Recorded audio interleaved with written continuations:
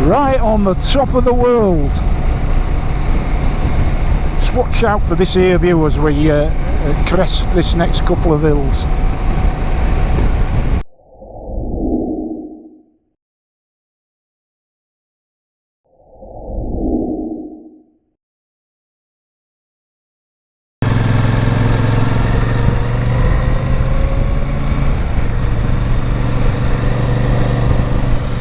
Hey up! Welcome back, and you find me today aboard my Super Meteor again, post first service, so enjoying stretching her little legs a bit further, and in this beautiful neck of the woods where the roads are piss wet through still thanks to Storm Babette, but at least the reservoirs are full to the brim, as we shall see shortly. You can see a bit of it there, Lindley Reservoir. Around this neck of woods, if there's a bit of a drought going on, a bit of a heat wave, that's the first reservoir to drop really low. It's a bit of a bellwether when it comes to assessing the state of reservoirs generally. That's the first one. It's bisected by a bridge that will go over shortly, is Lindley Reservoir, and if there's been a bit of a dry spell, the left hand side in this direction, which is towards Menwith Hill, is normally empty. It just looks like marshland, but as we shall see, it is replete with H2O. So first order of business then is my sincere thanks and gratitude for all the positive responses to that last video that I posted regarding my confusion as to an apparent dip in the performance of the channel, and quite a few of you, including a couple of very experienced YouTube content creators, pointed out that from time to time, for reasons which escape us all, that sort of thing happens. So maybe that sort of thing's just happened to me. Hey, let's hope that's all it is, eh? But ironically, on the back of a video expressing my concern about the number of views the channel were getting, that very video in its own right got a stack of views. Really outperformed recent efforts. Right, here we go, Lindley Reservoir. Look at that on the left there. Look at that to the right. That is pretty unprecedented. So no shortage of water around these parts. Take note, Yorkshire water. Don't be coming up with any more of your silly stupid excuses for lining your own pockets with all the money that we give you. Right, anyway, I'm not getting onto that subject again. But, well, not today, anyway. So, yeah, sincere thanks to everybody who who commented. An awful lot of you commented, and the comments were almost exclusively positive and supportive, and the rest of it, a bit like therapy for me. A little bit like therapy, which then makes me think... makes me feel a little bit in a really strange and counterintuitive way. Makes me feel a little bit like a needy child, always wanting to be reassured and nurtured and encouraged by its parents. And I don't want you good people that watch this channel, I don't want you to become my agony aunts and uncles. I would hate to impose upon you that most unwelcome of burdens, because we're right down several bloody big rabbit holes if we go down that one. But any road up, no harm in saying thanks ever so much. I appreciate it, and it was very therapeutic, and I promise I won't make a habit of it. Yeah, me belly aching, whinging, moaning, and generally spewing off about my misfortunes that aren't really misfortunes when you look around the world at the moment. They're normally the exclusive suffering of Mrs. Wheeler. I'd actually be happy to tell you. But any road up, on a beautiful day like this, out here in the Yorkshire Dales. It's hard to think that there is anything bad in the world. We all know that there is. So I'm feeling particularly blessed at the moment. And a shout out to my good friend Mr. Andrew Dyson, as he is known on YouTube. Hey, good friend of mine and ex-senior police colleague. A man of great knowledge, because he was able to remind me that there executive toy that CJ used to play with, that always reminded me of a pair of bollocks knocking together, was in fact known as Newton's Cradle. Yes, Newton's Cradle. And as I did point out to him, there were another testicular item that proliferated back in the 70s, because I had a set and they were called clackers. A classic, all it were really, which goes to show you how beautifully simple, entertaining toys were for nippers.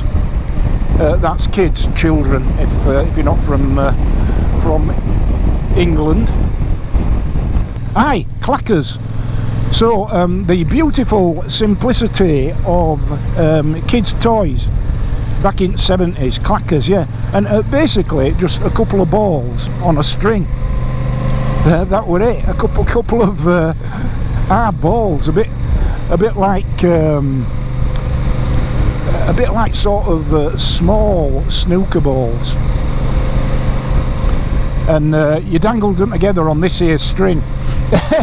And when you'd perfected a certain wrist action, hey, you could get these here clackers to do all sorts of things, all sorts of variations of banging together like a pair of bollocks. And I don't know where they got the name clackers from, but I'd like to think it's because it rhymes with knackers. Hey! I'd love to think that when they sat down and thought, hey, here's a good idea for keeping kids occupied. We'll make a pair of bollocks out of the hardest material we can find, and then we'll tie them together with a piece of string, and we'll make it so to do all sorts of wonderful things. And but we'll have to think of a name, and because it reminds us of a pair of knackers, we'll call them clackers, because of course we can't call them knackers. Hey! Oh, hey, Les Dawson, knickers, knackers, knockers. Oh, the innocence of youth. God, I miss it. The innocence of youth. Hey. See, and Cardo's saying to me now, low battery. So Cardo, you shouldn't have bleeding well turned yourself on then, should you? And then you wouldn't have had a low battery, you stupid mare. So let me see if I can turn it off. Probably can't. Right, let's turn the bastard off. Yeah, goodbye. Goodbye my arse, you can off. Right, so, yeah, hey, clackers rhymes with knackers. And as we come up past Menwith Hill, and this is totally unintentional, I assure you, look at them there knackers. Hey, the so-called golf balls of Menwith Hill. Secret squirrel stuff.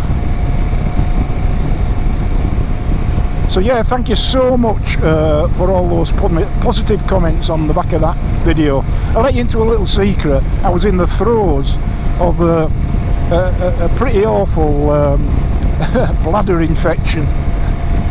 The sort of thing that occasionally befalls us diabetics. So I was on some really powerful antibiotics called nitro something or other.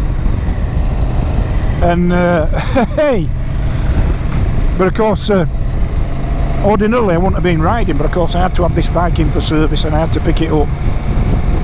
And so I think hey, I don't think my somewhat introspective belly aching narrative might have been fueled to a certain extent by my semi-comatose state induced by them their antibiotics. But anyway, that's my excuse and I'm sticking to it. Look at colour of these here fields now. The reason they call England the green and pleasant land is because it pisses down all the time, but it does mean that when you get a decent amount of rainfall, it really does green up the pastures, the fells, the valleys, the dales and the hillsides. Beautiful, absolutely beautiful. The Nid Valley, cradled in the Nid Valley as a child in its mother's womb. How's that for a bit of poetry? Aye, so where were I? Any road up. Diverging as usual. So what do I think of this here bike so far, this Royal Enfield Super Meteor 650? First, got a question for you. Is the fact that this screen is sort of in the middle of your field of vision, is that getting on your tits? Because if it is, let me know. A couple of people have mentioned it already, and I think it was an issue on that last video, of course, because it was piss wet through and I couldn't see out through it, never mind you. I'll talk pros and cons. There's pros and cons with everything, isn't there? The pros with this screen, well, number one, it keeps a lot of wind blast off your chest, and because at the moment I have the GoPro Hero 12, which is my helmet camera, I have it mounted quite low, as you may have seen on previous videos, which you'll not be able to see on this video because that there camera there, I forgot to put the bloody SD card in. So yes, I am a bell end. There's always something to forget, always something to forget.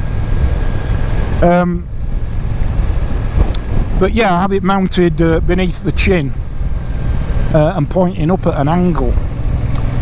But that means if it does piss it down, it means the camera don't get piss wet through. Now these GoPros are waterproof, but when you want to record sound via your in-helmet microphone, you've got to put the GoPro Hero 12, 11, 10 and 9 for that matter, into a thing called a media mod. It's a case that has a number of plug-in connections on it. And I use it to connect to a power pack and also to connect to the Rode helmet mic, and they are all very, very prone to water ingress. So if it pisses down, it fries the electrics, and not only do you not have sound, potentially you don't have a vision either, which is not a lot of good. So advantage of this here screen is, in bad weather, it cuts a lot of that out.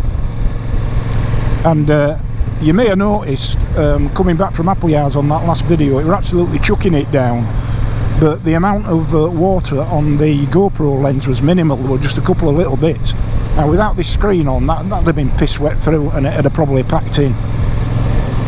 So there's that upside. To be fair, I'm 6'1", so to be fair, it doesn't do anything in terms of keeping wind blast from around the head area. And the sort of con of it is, the downside is some people of a certain intermediate height, shall we say, find that it actually increases turbulence over and above what they would expect if it were a completely naked bike. So there is that downside to it, and the downside that you can probably see now, which is a good part of your viewing experience, is certainly in the centre of the field of vision through this here bit of perspex, which I have spent a good 10 minutes cleaning the best I can with glass cleaner, and I do, however, I do accept that it's suboptimal, isn't it? So could take the screen off, but what I was thinking of doing, we'll put in, there's one manufacturer and only one I can find at the moment that does what you might call a fly screen, or a very short stubby screen for the Super Meteor, and it's a company called Dart, Now it's £100 for a bit of perspex, so it better be good quality, but that would take it down to here, to where that vent slot is. That would be the top of that screen, more or less, and I'm just wondering if that would be a compromise. But let me know, please. Let me know, how much of an issue is it for you? Is it bearable? Is it unbearable? Is it a showstopper? Doesn't it make the slightest bit of difference to you? Do you prefer it that way because this is the standard equipment on this variant of the Super Meteor? Let me know what you think. I value your constructive criticism. Sincerely, I do. So yeah, just a little sort of question for you there, if you don't mind, and then I'll know what to do. And if I need to spend 100 whole English pounds of my hard-earned capital, I'll be happy to do so. Well, I won't be happy to do so. Who's happy to spend money? Dart, in the unlikely event that you're watching this, or in the unlikely event that anybody who works for Dart watching this, if you can get me a bit of dizzy, I'll plug you more on channel. How's that? Hey, talk about an offer you can't refuse. Unless anybody out there knows of a fly screen or very short screen that fits the Super Meteor, but I can't find one other than by their company Dart. Aye, right. So we're in a lovely little village called Summerbridge here. That's Summerbridge, not Midsummer. And I use too many posh words. You're on camera, mate. Well, yeah. My dad, probably. Yeah. Because he was very articulate with the old man, so I think I've probably got some of his verbosity. But I do it for fun sometimes, just to ham it up, really. Are you going straight home? Summerbridge off way and that way. I might go back that way. No, I'll tell you what I'm going to do. I'm going to go over Stump Cross. Yeah. Straight up Greenow. Yeah. Stump Cross. And then I'll probably hang a left before Hebden and follow that right to Bolton Abbey. It's a cracking road. You take care and we'll see you later. Yeah, nice to see you, Jeff. All the best, matey. Look after yourself. Yeah. The others are trying to knock me off. You shouldn't have such a stealthy bike, mate. They can't see you coming. Even if all waving a flag, they'd still come out in front of me, wouldn't they? Oh, they would, wouldn't they? Yeah. Look after yourself, pal. Yeah. Ride safe.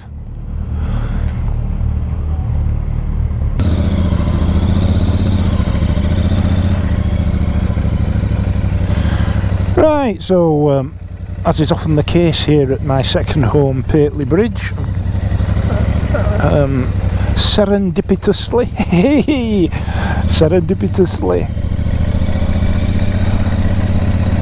because he's just been saying, as Jeff, I use too many big words, so I just throw one in there for his benefit. Serendipitously means it wasn't planned, but it was nice. Good to meet you, Jeff. Chew the fat for a bit.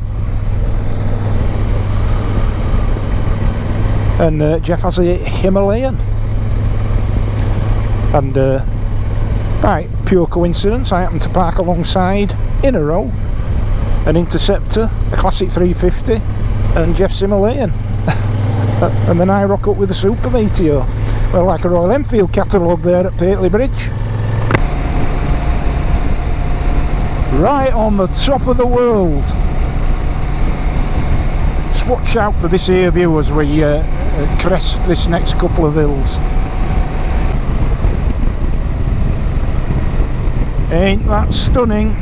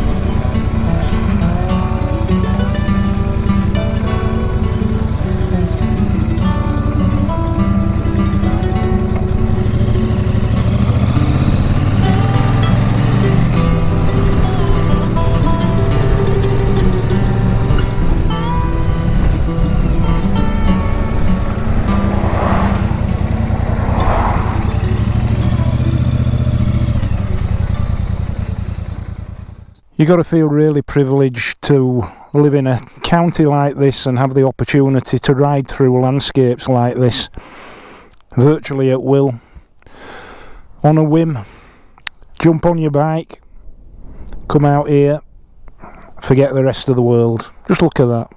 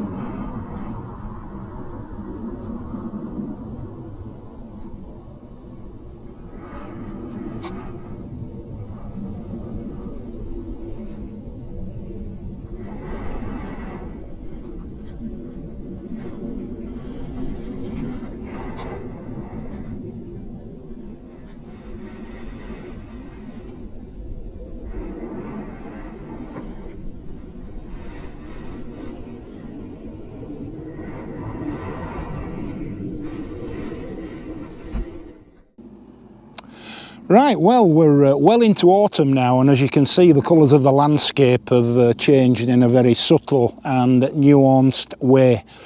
Pastel shades everywhere, the ubiquitous red, gold and brown of autumn. But this landscape here is stunning at any time of year.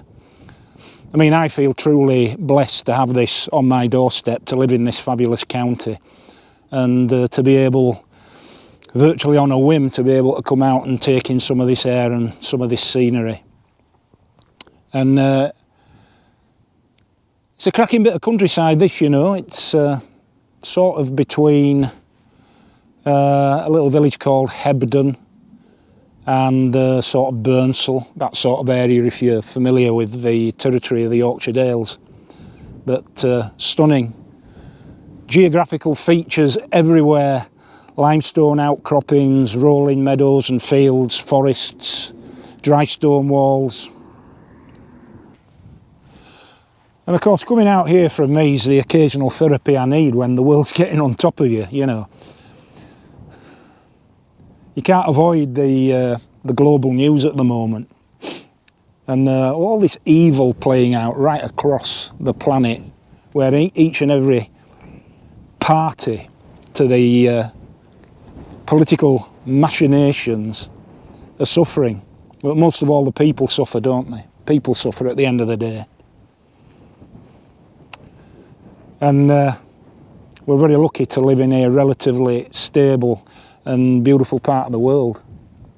I need to keep reminding myself of that.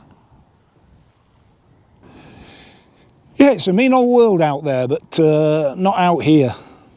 And I suppose the only comfort, and it's small comfort, that you can draw from in terms of how the bigger picture's playing out across this planet of ours, is a little quote from the Bible. Not that I'm the religious type, but there's a passage that says, "And this too shall pass." Let's hope it does, eh? Let's hope it does. Right, well, I hope that wasn't too melancholy for you. Hope you enjoyed all or some of it, hopefully. If you did, please click a like, please click a subscribe. And until the next time, from the heart of the Yorkshire Dales, ride safe, be kind, and I'll see you soon. Ta-ra!